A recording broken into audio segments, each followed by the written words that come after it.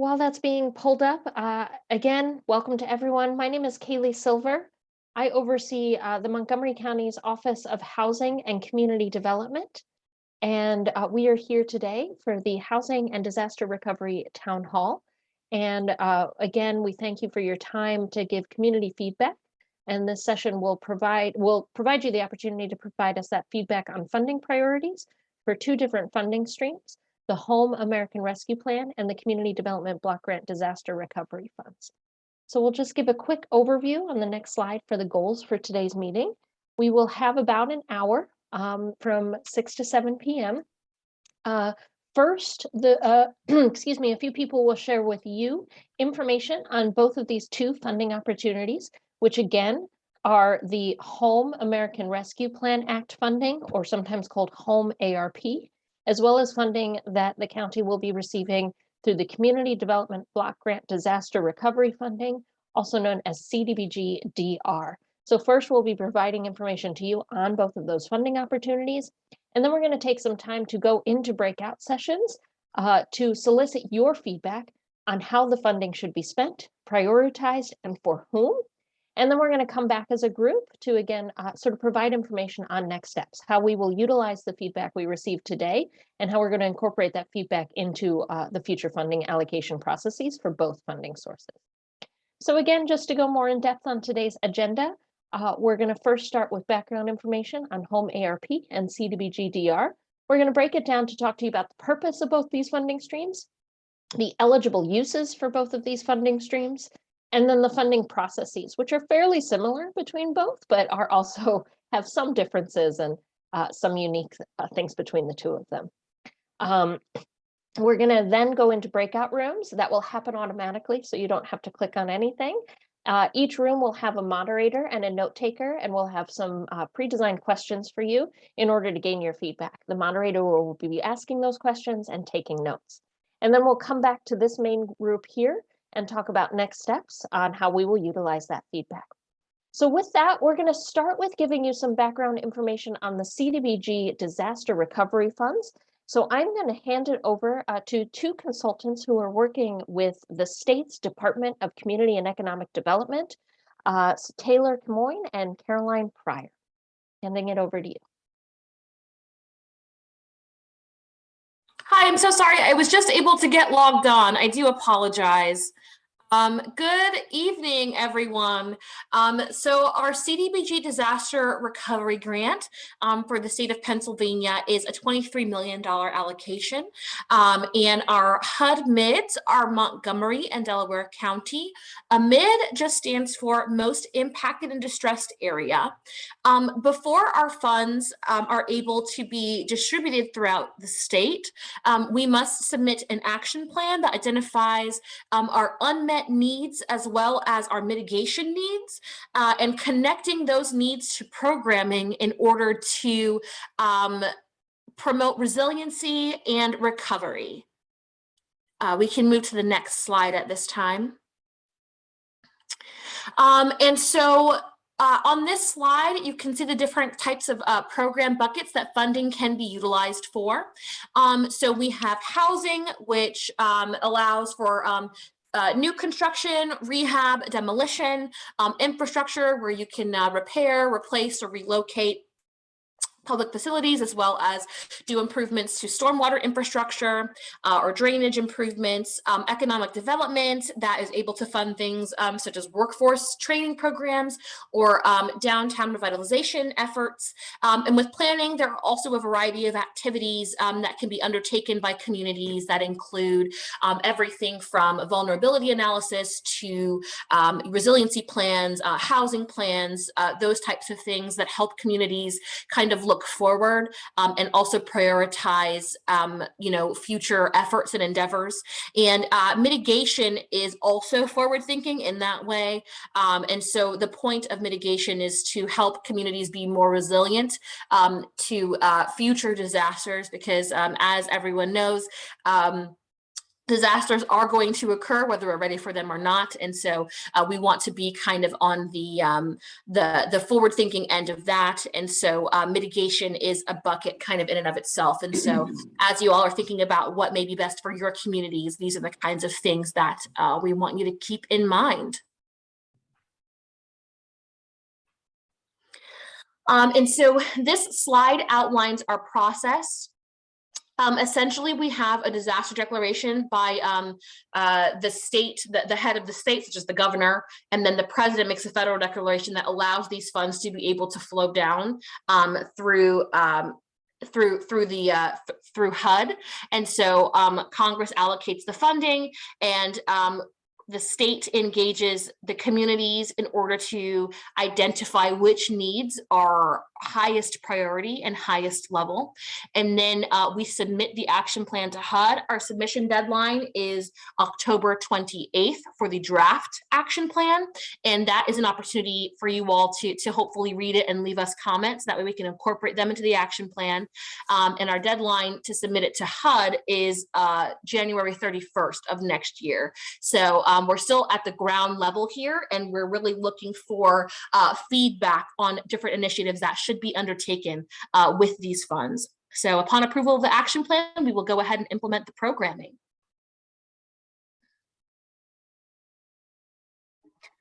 All right, thank you so much, Caroline. I'm Emma Hertz. I'm the strategy director with Montgomery County's Recovery Office. I'll speak a little bit about our other funding source that we're going to be talking about today, which is the Home American Rescue Plan, or HOME-ARP. And after we finish the discussion on this funding source, we will go into our breakout groups and begin to discuss priorities and unmet needs related to both issues. So here under HOME-ARP, this is a little over $5 million was made available to Montgomery County, specifically for housing activities related to homelessness and persons at risk of homelessness. This is in addition to the $161 million that was already made available and distributed to Montgomery County through the American Rescue Plan Act funds, if you're paying attention. And so this is great news for our community, which obviously has a huge amount of need related to this issue. Through HOME-ARP, funding is more specific than what it was through the general ARPA program. It mirrors the HOME program that comes through annually from HUD. So for those of you that are familiar with the HOME program, it is very similar in terms of the funding uses and categories and things like that. In general, the funding can be used for emergency shelter, for rental assistance on behalf of individuals and families, for construction and related costs for new affordable housing development, and for housing services such as case management for people experiencing homelessness, street outreach services, housing location services, and things like that. As we pull together the needs for our community and an understanding of how our community would like to prioritize these funds, we must also identify the priority populations that we wish to serve with the funding. So of the populations that we're able to prioritize because of the funding source, those include people already experiencing homelessness, people at risk of homelessness, for example, those who are facing eviction, people who are homeless or at risk of homelessness due to fleeing domestic violence, sexual assault, or stalking, or other priority populations that have a high prevalence of homelessness or particularly at risk, for example, seniors or people who identify as LGBTQ. So through our planning process, what we need to do is both identify the priority populations that we wish to serve with this funding of the categories on the right, as well as the priority project types of the categories on the left.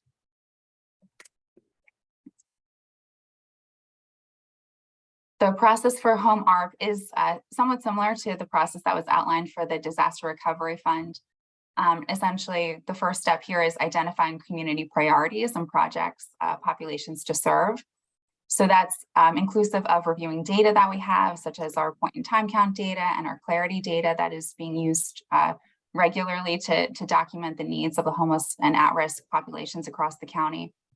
It also includes public input, like the session that we're doing today. In addition to today's session, just so you all are aware, we're also releasing or have released a survey where you can input your comments, or folks who aren't able to join tonight, they can input their comments via that survey, and we're collecting those responses through this Friday. We also conducted some interviews with individuals who are living outside in Norristown, kind of around the transportation center area, in partnership with the county street outreach team to get their ideas around kind of how to prioritize this funding and what is most needed in the community. And we have a second follow-up community information session later this month as well. So kind of taking all that data and taking the information that we're receiving, our staff at the county will pull together a draft allocation plan that will identify the priority populations and priority project types, I should say. And we will then send that back out to the public for comment. So this is not to decide which projects to fund, which shelters to fund or anything like that. It's really just to identify which populations and which project types should we be prioritizing first. The public will be able to comment on that and we'll provide their comment back to the county.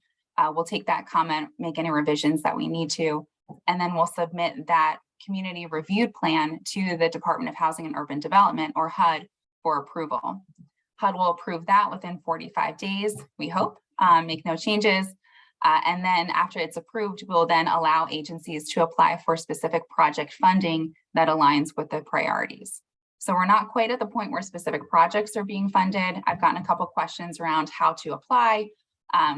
If you submitted an application through ARPA for housing that would qualify, is that going to be considered? We're going to kind of work through that process at a later date, but we are kind of aware of all those ideas and working through a process that will work for most folks. All right, so at this point, stop screen sharing. We are going to move into our feedback component of our agenda for today. So we'll be breaking into breakout groups.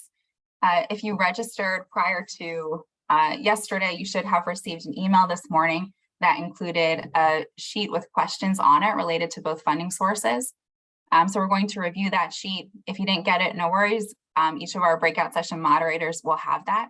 And so in each breakout session, they will all be the same. You'll have the opportunity to comment both on needs related to Hurricane Ida, as well as needs related to housing.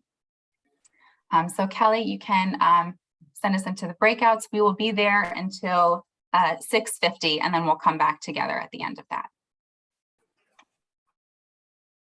Comment on a takeaway, something that stood out to them from the conversation. We had several different conversations about the importance of making sure we use a strategic approach about where we dedicate these funds and making sure that the funding is used in a place where it will have the maximum impact, making sure that we are prioritizing appropriately and that we are directing this money to populations that would really feel a benefit from it. Mm-hmm. In our breakout room, we talked a lot about prevention and the wide diversity of different groups that all have similar needs. And something that was raised a few times was the need for housing to be accessible on several different levels.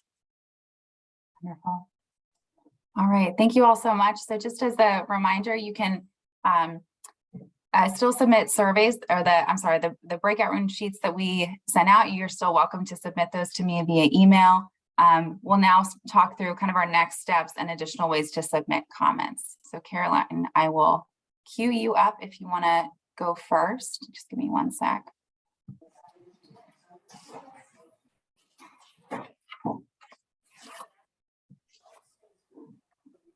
Oh, I guess I'm at the top here. Maybe I'll just go. Okay. I'm sorry, I forgot which order I put these in. So in terms of HOME-ARP, as I mentioned, we will be distributing a draft of our plan. I should say before then, we also do have a survey available. Following today, probably tomorrow, I'll send out kind of a recap of today's session and resend that link. We do have a version of that survey also in Spanish. And so if you yourself speak Spanish primarily, doubtful given the content of today's lesson or town hall, but if you work with folks who would prefer to respond in Spanish, we do have that available. Once we receive comments through the end of this week, we will be pulling together a plan related to kind of what we're hearing from folks as well as the data. We'll redistribute that back out to everyone through the same mailing list.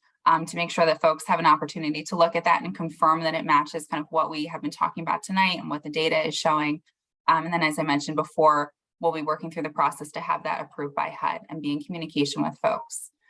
There were, again, questions around if I already submitted a project to ARPA, is that going to be considered? How do I apply? What does that look like? We'll be providing information about all of that once we get to that point in the process. We just haven't worked through the details of all of that yet. So make sure that you're connected to our emails and at our website, which we'll also link to. We'll be sharing information on that portal as well. Caroline, do you want to bring us home here? Of course. Thank you so much for the opportunity. So a big part of what we're doing right now is community engagement, and that is something that we plan on doing throughout the life of our grant here. And so if you take a look here, we've got links for our public comment form, and that also has a Spanish translation as well. And we also have a stakeholder survey for folks to fill out. And we also have a virtual meeting schedule for those who want to learn a little bit more about the CDBG-DR funding and how that can be implemented in your community. We have the rest of this week for meetings. And then I believe tomorrow there's an in-person meeting regarding CDBG-DR funding specifically in Montgomery County, correct, Emma? I believe that's right. So I've got some colleagues that will be in your area if you want to learn more. And the next thing that we have, it's not linked, it's not put here, but our action plan draft is going to go live on October 28th. So spooky season. If you want to wear your Halloween costume while leaving us a public comment, that could be a fun activity potentially. So we really appreciate everyone's feedback today. And if you provide us with your email information in any of the forms that we've provided here and hyperlinked, we will go ahead and add you to our mailing list, and so that way you can keep up with us and with where we are in our program. Thank you all so much for this evening. Wonderful. Thank you all. Yep. Thank you all so much again for attending. Just one final note on next steps. There were really wonderful highlights about the additional surveys that can be filled out. If you have any specific follow-up questions or want to have a further conversation, we're certainly open to it. For further conversations related to the planning process and input process related to the CDBG-DR funds for Hurricane Ida recovery. Again, just a reminder that the consultants here on this call through Haggerty Consulting are hired by the state to conduct that. So they are available to you, and if you need help connecting to them, either myself or Emma Hertz can help with that. As far as if you'd like to have specific questions or specific follow-up conversations related to the HOME-ARP planning process, feel free to reach out to either myself or Emma Hertz. And thank you, Emma. She put the contact information in the chat.